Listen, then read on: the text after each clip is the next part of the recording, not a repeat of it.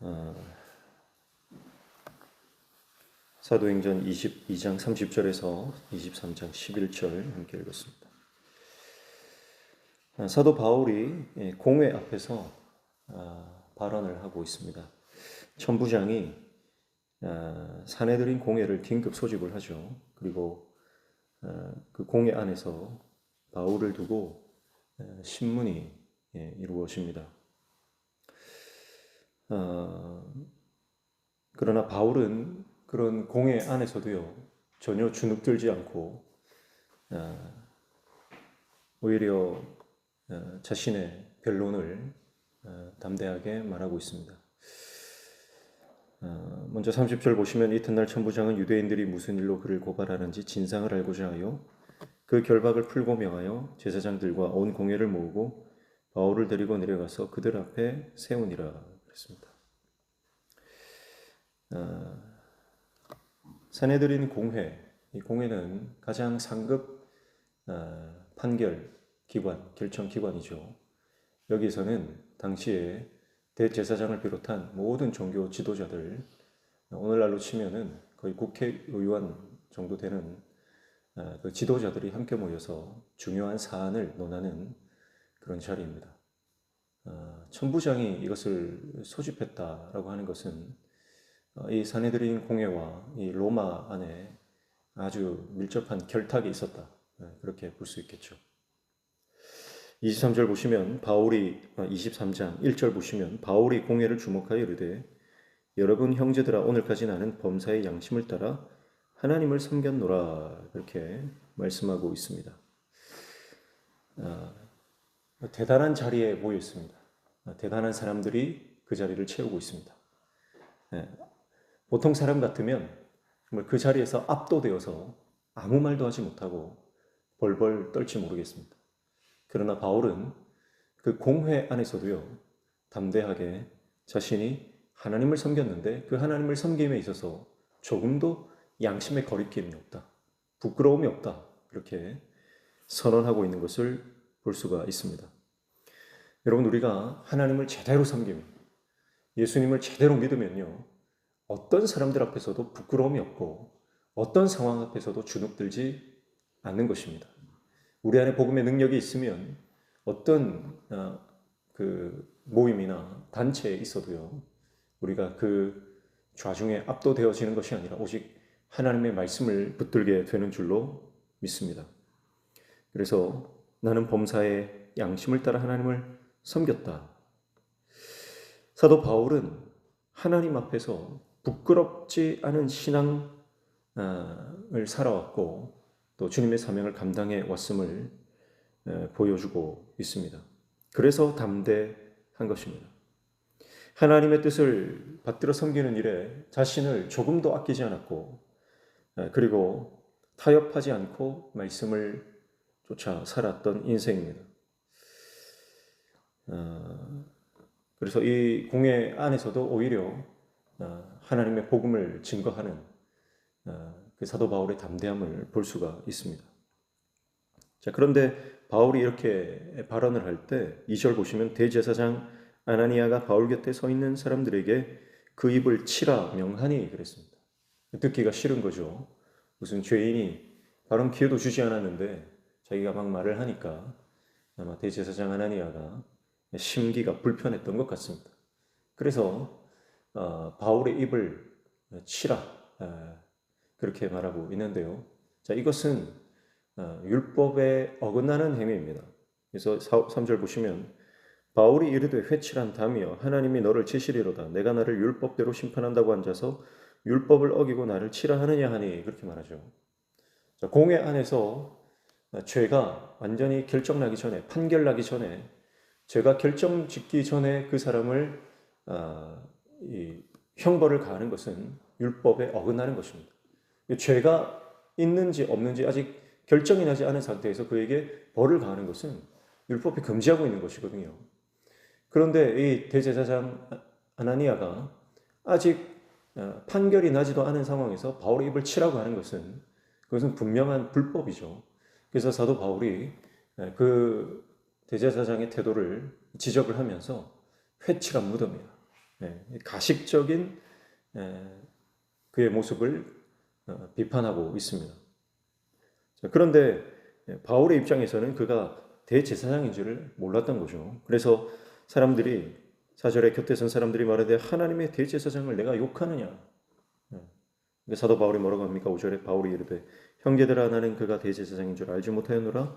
기록하였으되 너의 백성의 관리를 비방하지 말라 하였느니라 하더라. 몰랐다는 겁니다. 그런데 몰랐다는 것도 그냥 몰랐다가 아니라 이게 하나님의 말씀을 가져와서 그 말씀을 근거로 내가 몰랐다. 그러니까 정말 그 공회에 모인 사람들은 특별히 대제사장은요.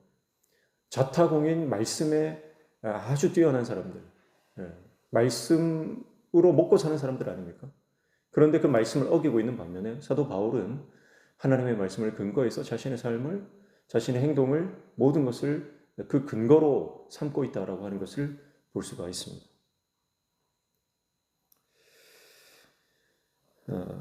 근데 바울이 가만히 보니까요, 그 공회에 모인 사람들 중에 바리새인들과 사두개인이 혼재해 있다는 것을 파악을 하게 됩니다. 6절 보시면 바울이 그중 일부는 사두개인이요 다른 일부는 바리새인인 줄 알고 공회에서 외쳐 이르되 여러분 형제들아 나는 바리새인이요 바리새인의 아들이라 죽은 자의 소망 곧 부활로 말미암아 내가 신문을 받노라 그렇게 말을 합니다.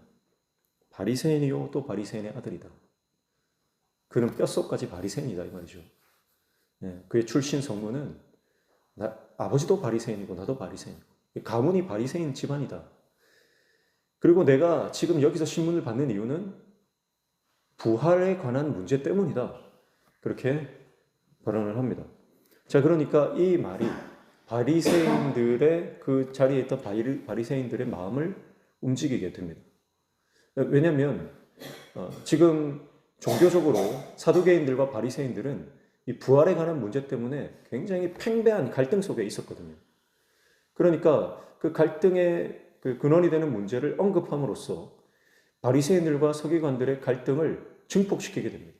그러면서 자신들의 그 주장, 자신들의 입장을 대변해주는 그 바울의 말이 바리새인들로 하여금 오히려 바울은 죄가 없다라고 말하게 될 만큼 그들이 바울을 지지하게 됩니다. 참 하나님의 공회에 모여 있다는 사람들이 그들 중에 사두개인이 있고 그 사두개인들은 하나님을 믿으면서도 부활이 없다는 거예요. 영이 없다는 거예요. 영적인 세계가 없다는 거예요. 사람이 죽으면 그걸로 끝이라는 거죠. 물론 바리새인들도 종교적인 외식주의에 빠져 있지만 그러나 바리새인들의 입장에 봤을 때는 사두개인들은 정말 납득이 안 되는 그런 사람들인 것입니다. 그래서 9절에 보시면 크게 떠들새 바리새인 편에서 몇 서기관이 일어나 다투어 이르되 우리가 이 사람을 보니 악한 것이 없도다. 혹 영이나 혹 천사가 그에게 말하였으면 어찌하겠느냐 하여 그렇게 말하죠.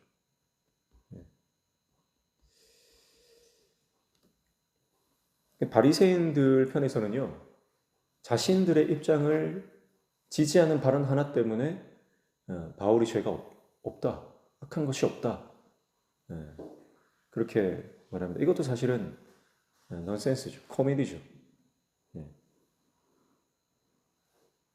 여러분 이것이 세상 사람들의 모습입니다. 그가 정말 죄가 있는지 없는지 따져서 합리적으로 판단하는 것이 아니라 말씀을 근거해서 판단하는 것이 아니라 이 사람은 우리 편이네. 이 사람 우리 진영에 속한 사람이네. 이 사람 바리새인이네. 그러니까 깨끗하다. 죄가 없다. 이것이 여러분 이스라엘의 종교 지도자라고 하는 바리새인들의 모습이라는 거죠.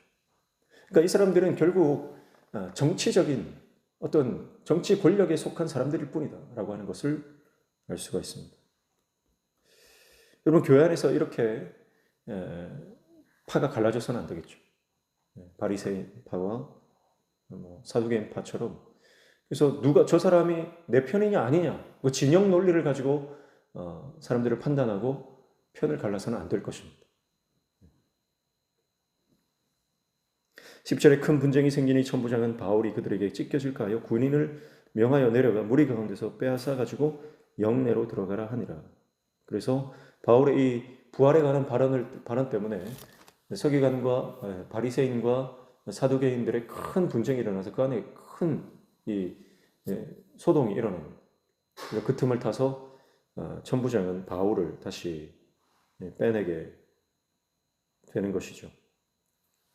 바울은 이미 바울이 로마 시민이라고 하는 이야기를 듣고 그를 함부로 대하지 못하고 있었습니다. 지금 혹시 이 분란 속에서 큰 소동이 일어난 가운데서 바울이 혹시 죽게 되면 자기에게 큰 어떤 어려움이 생길 수 있기 때문에 그를 적극적으로 보호하고 있는 모습을 볼 수가 있습니다.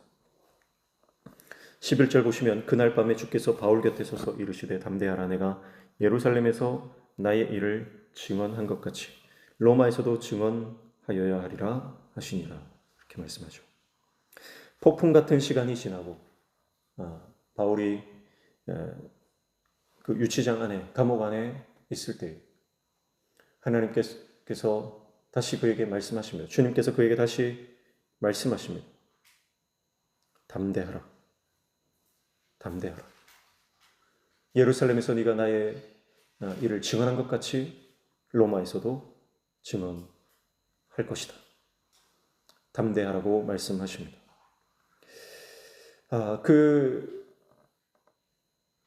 바울이 매를 맞고 신문을 당하고 여기저기 끌려다니며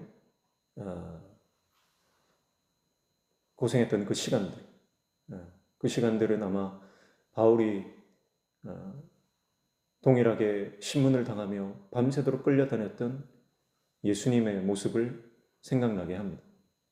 사도 바울은 어쩌면 이 예루살렘에서 신문당하며 끌려다니던 이 시간들을 경험하면서 예수님을 묵상하지 않았을까 그런 생각을 합니다. 사도 바울은 많은 사람들 앞에서 담대했지만 홀로 있는 그 시간 어쩌면 또 두려움이 그 안에 조금씩 번져나갔을지 모르겠습니다. 복음의 사람은 담대합니다. 그러나 담대하다고 해서 두려움이 없는 건 아니죠. 그 안에 두려움이 있고 걱정도 들 수밖에 없습니다. 그것이 인간입니다. 그러나 하나님은 그가 정말 힘든 시간을 보내고 폭풍 같은 그 정말 힘든 시간들을 보내고 홀로 남아있을 때 바울을 찾아오셔서 그에게 위로해 주십니다. 따뜻한 말과 약속의 말씀으로 그를 위로해 주십니다. 그러면서 담대하라고 그를 격려해 주시죠. 바울에게 있어서는 정말 위로가 필요한 시간이었을 겁니다. 바울에게 있어서는 정말 주님의 음성 그 한마디를 듣고 세상이 줄 수 없는 놀라운 위로와 평강을 누리게 되었을 것입니다. 그리고 주님의 말씀은 그에게 다시 한번 확신을 줍니다. 로마에 가서 네가 나를 증언할 것이다. 무슨 말입니까? 아직 너의 사명이 남아있다. 너는 로마까지 가게 될 것이다. 네가 그렇게 꿈꾸던 땅끝, 세계 끝 그곳까지 가서 은혜 복음을 증거하게 될 것이다. 그렇게 그에게 위로와 확신을 주시는 것이죠. 그날 밤 주님께서 바울에게 나타나셨다라고 하는 것은 바울이 고통당하고 신문당하며 끌려다닐 때도 주님이 함께 하셨다는 뜻입니다. 바울이 고통당할 때 주님이 관심이 없었다는 뜻이 아니고 주목하여 그를 보고 계셨다는 뜻입니다. 사랑하는 성도 여러분, 우리가 주님의 사명을 감당하고 주님의 일을 하면서 당하는 모든 환난과 어려움과 고통과 눈물들 주님이 주목하고 계시고 그 눈물을 닦아주기를 원하시는 줄로 믿습니다. 우리가 주님의 사명을 열심히 감당하고 주님 뜻대로 순종하며 나아갈 때 참 힘들고 어려운 일들이 많습니다. 그러나 주님은 우리 곁에 오셔서 위로해 주십니다. 담대해라. 그리고 네가 나의 사명을 더 감당하게 될 것이다. 그렇게 힘을 주시는 것이죠. 오늘 그 주님의 음성을 듣고 다시 일어나 주님의 사명을 감당하는 저와 여러분 되시기를 축복합니다. 오늘 사도 바울은 사람들 앞에서는 한없이 담대합니다. 그러나 주님 앞에서는 한없이 약하고 또 낮아지는 그런 존재로서 살아가는 것을 우리가 말씀을 통해 보게 됩니다. 그래서 우리는 하나님 앞에서 어린아이와 같이, 그러나 세상 가운데서는 정말 하나님의 강한 용사로 그렇게 인생을 살아가며 하나님 앞에 쓰임받는 하나님의 종 되시기를 주님의 이름으로 축복합니다. 기도하겠습니다.